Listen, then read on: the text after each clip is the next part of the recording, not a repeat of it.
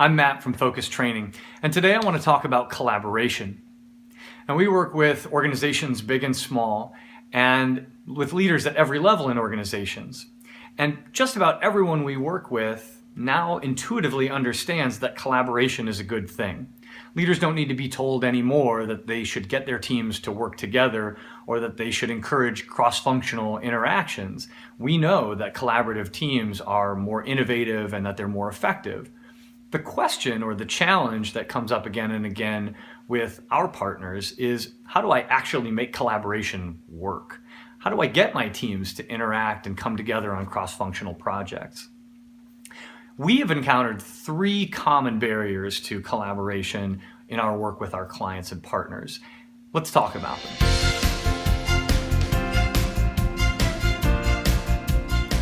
Barrier number one, I don't see you. Sometimes a simple physical barrier can become a substantial mental barrier. If you work on the 5th floor and I work down on the 3rd floor and we don't run into each other on a regular basis as we work, it can be difficult for me to even think about working with you, out of sight, out of mind. I may not reach out to you if I don't actually have some face time. In our new global economy, of course, this problem explodes a little bit. I may not be simply separated by a 2-floor elevator ride. I might be separated by countries, time zones. And when we're working on global teams, that out of sight, out of mind obstacle can become a really big deal. So as a team leader or a manager, how do we tackle this?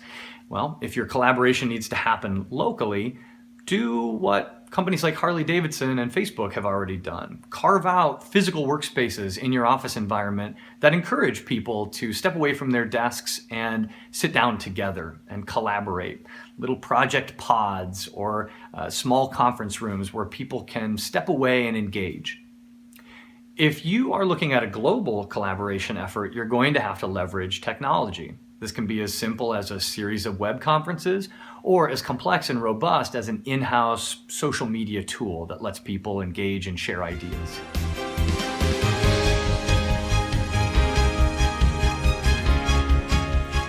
The second common barrier is, I don't share your priorities. Now, it's difficult for me as an employee to want to reach out and collaborate with others on a cross-functional project if I'm swamped with my own tasks and my own priorities, particularly if the communication I'm getting from my manager is that those need to take precedence over everything else. Think about, as a leader or a manager, the way that you're describing to your employees their priorities. How are you measuring their performance? When you sit down in a review, what's the first thing you talk about? If collaboration is really important to you and you want it to happen, you need to explicitly communicate to your team that that kind of collaborative effort has to take priority. Or at the very least, carve out some time in their work week where that is allowed to happen or encouraged to happen. It's very hard for me to look away from my own tasks if I know that my performance review or my job is on the line.